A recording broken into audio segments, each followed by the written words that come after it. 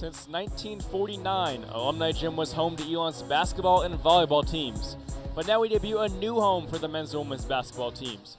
Construction on the Schar Center was finished this summer, and with a capacity of over 5,000, we expect this place to be rocking as both the men's and women's basketball teams host UNC to kick off their season.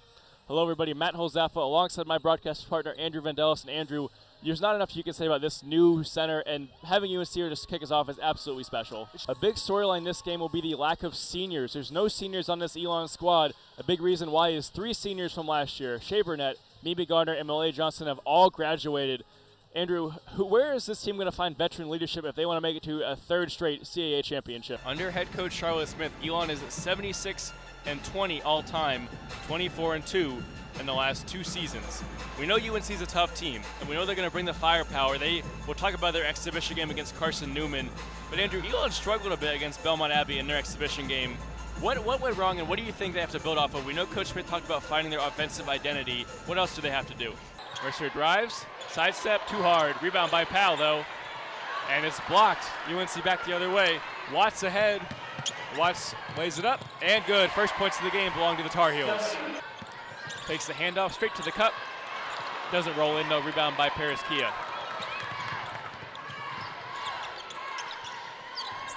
Kia thought about a 3, instead drops it off to Bennett. Bennett driving. With Lyles and Graves playing tight defense on the UNC players. Mercer hand in the face of Kia, but off the back of the rim. Rebound by Conan, and she puts it back. Kia trying to back down Cologne. Once again, a stop and pop, and this one will drop. Cologne looking for her 5th point of the night.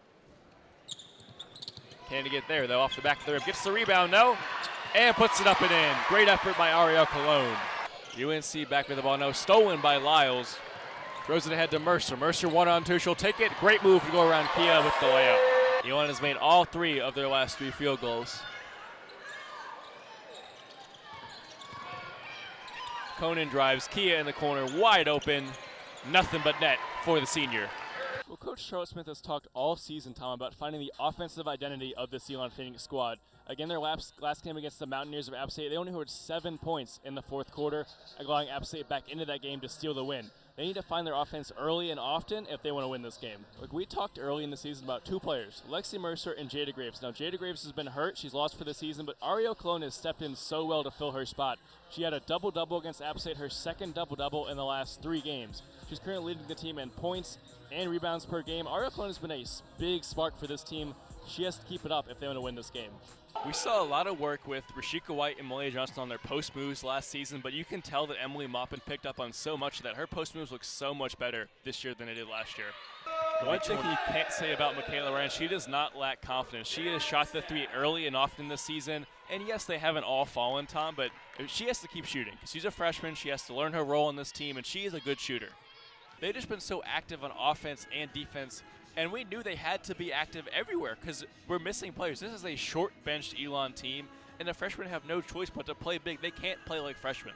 They have to play like seniors, and they've done that. They have looked very good, and also they minimize the turnovers. Freshmen make turnovers. It happens, but they haven't. Elon has 5 turnovers. They had 5 half through the first period. They've played phenomenal. Bar the scoreline. Overall, offense looks good. Defense is active. You got to like most of what you see if you're Charlotte Smith. Certainly. Keep track of time. Pound the ball down low with Emily Maupin. She's been good this season. On the other side, the story is pretty clear. Nicole Anabosi has been gone all season, tore her ACL in August. Last year's CAA Player of the Year. How has Delaware filled in for her this season? Elon with the ball under a minute to go. 13-6, Delaware leads. Anyone hasn't scored in the last 4.5 minutes. Traore had it open under the basket but lost the ball. Cologne now with it underneath. Gets the layup to go. Ariel Cologne ends the scoreless drought and brings Elon back within 5. To your point, Elon only has 1 steal. Delaware has 4 steals, but yet Delaware has more turnovers than Elon. Elon just taking better care of the ball in terms of not forcing themselves to make mistakes. Cologne up top, guarded by Lewis. McBride switches onto her. Delaware in more of a man zone now, trying to keep the zone formation, but everyone has a man. Maupin down low, Nicholas on her. Tough defense played by Makeda Nicholas, but Maupin goes right around her and draws the foul. Efficient scorer sometimes, but an efficient player always. Jump shot missed by Powell, rebounded by Nicholas. Gonzalez cross court to DeFries, has an open jumper, takes it and misses it. Offensive rebound though. Lewis throws it back up, draws the foul. Counted and one.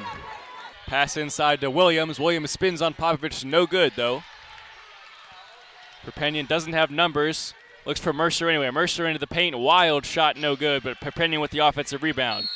She takes it back up and draws the foul. Elon going with the common soft full court press. Munford switches on to Smalls now. Smalls can take it herself. She can also dish it out. Spins on Munford. Good defense by Sadia Munford. But down low is Merritt. Count that as an assist for Smalls, and JMU back up 7. Elon with the ball as we dip under 8 minutes to play in the fourth quarter, and a 33-point lead, the largest of the night for JMU. Munford drives to the basket, rejected by Williams. Look at that, pushing into a 1-on-3. That's just not how you play basketball. But for Boogie Brzezowski, it doesn't matter. She's fast, she's shifty, she knows how to finish. That was a smart move for her. Neither Hofstra nor Elon can go higher than 8. They can both drop to 10 if one of them were to lose out and Charleston were to win both their last games. That's not really expected, but it could happen. So we're probably going to see Hofstra and Elon playing the first matchup, Charleston, William & Mary 10 versus 7, and the rest of the teams will filter in as the rest of the games that are going on tonight finish up. Absolutely. Both teams with one made 3, 1 for 6 for the Hofstra and 1 for 4 for the Phoenix. It's just been not only they're hard to come by, but when teams are getting a shot, they're just not falling. You heard me say this in the first half. There seems to be a lid on not only Hofstra's rim, but Elon's as well. A big reason why the score is so low. And honestly, it's just about better ball movement. And we mentioned the smart passing. It's all connected. Basketball is a very connected sport. You make smarter passes, you get better shots. You take your time, you find a hole in the defense. Both these teams need to settle down. This is an important game, like we mentioned. And that's not what you want to foul 60 feet from the basket. That's only the first foul, though. That could come back to bite Elon if they end up trailing and having to play the foul game. Hofstra also has 1. So interesting to note, not a lot of fouls in this quarter. Teller, I don't know if this is a mistake in our StatCast or what. Hofstra has made all 5 of the last field goals, but they haven't made a field goal in the last 3:15. So we've seen them draw fouls, but they're just not taking shots. They're just driving and worrying about drawing contact as opposed to taking smart shots. Look at Brzezowski right here, just turns the ball right over. Perpignan, great job to save it. And she says, why pass it? I'm going to take off down the court. Great vision to find Munford. Great play to put Elon back up 3. And look, this is always the thing when you box out on a free throw. No one is assigned to Munford. Everyone, look, Brzezowski has the shooter. The other 2 players have their assignments. No one is assigned to Munford because she's all the way out at 3-point line. Why would she get the rebound? But when you have a player like Sadia Munford, who's quick, who is 100% effort all the time, that doesn't surprise me, although it did surprise Hofstra. Nathan, what a revelation he's been. Obviously a great one for the Tribe, and we talked to Elon coach Matt Matheny about what they're going to have to do to take him away tonight. If they want to win this game, they're going to have to run multiple players at him, make him uncomfortable in the post, make him pass the ball. They're going to have to make someone else beat them if they want to win this game. Beautiful jab step there by Sebring in the step back with a smooth jumper, nothing but net.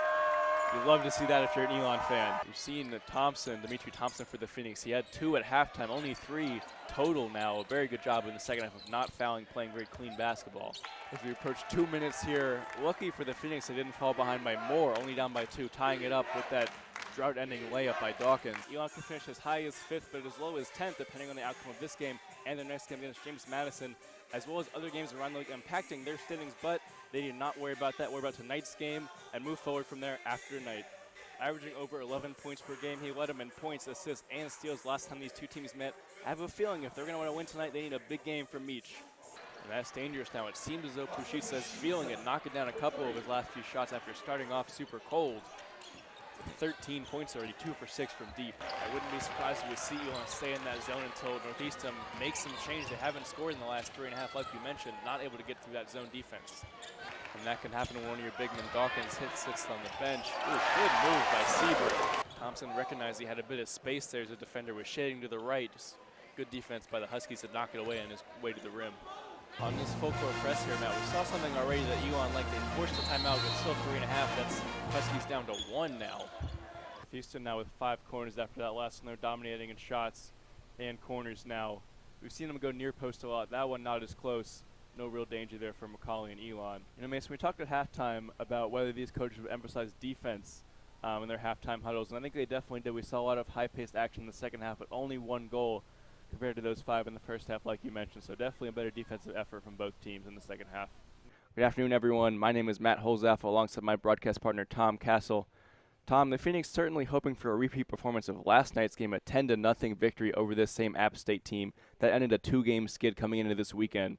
The Elon pitching staff gave up only 3 hits all game. There you see the starting pitcher for today, Kyle Bronovich, taking the mound for the Phoenix. On the offensive side, Elon produced 17 hits of their own.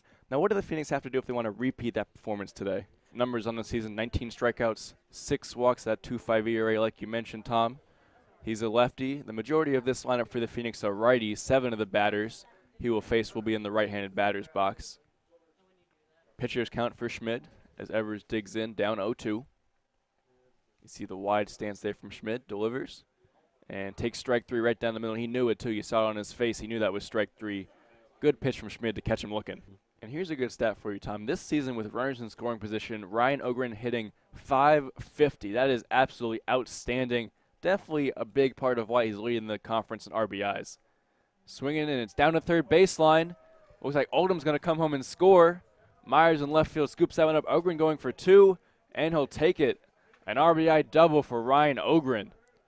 Satterfield still in his first at bat. Interesting they had a pitching change here. They did have Herman throw 2 pitches, so the count is already 2-0. So a bit of an uphill battle. And it just bounced too far in front of the plate for Riley Smith. Actually knocked his mask off. Cam Devaney scored relatively easily. Platt advanced to second, Satterfield to third. And now, so the only plus here really, Tom, is that if you walk Blake, you're not going to walk in a run. But other than that, a very dire situation for App State, making sure this game does not get away from them in the 8th inning. And they'll round out the month of March with games against Greensboro, North Carolina A&T, James Madison, Campbell, and UNC Wilmington. Sharp grounder to first base, unable to field it is Fadrell. 1 run will score. And Oakland takes an early 1-0 lead. Should Fadrell reach base, it'll be Callie Horn, followed by Lee Swalton, and then Morgan Reich in the bottom of the batting order. But as we've mentioned time and time again, Elon can get production from the top to the bottom from Ali Eith at first and Morgan Reich batting 9th. Here's the 3-2. Shot down the left field line. Back at the wall. Gone! Rebecca Murray clears the bases, and Elon has a 3-1 lead. Walked in her first at bat in the first inning, a chance to do much more. Swings in a line drive to right field, giving chase to the right fielder. Panero, she won't get to it. That one drops. 1 run scores, 2 runs score. A 3rd one coming in, and Repko with a bases clearing triple.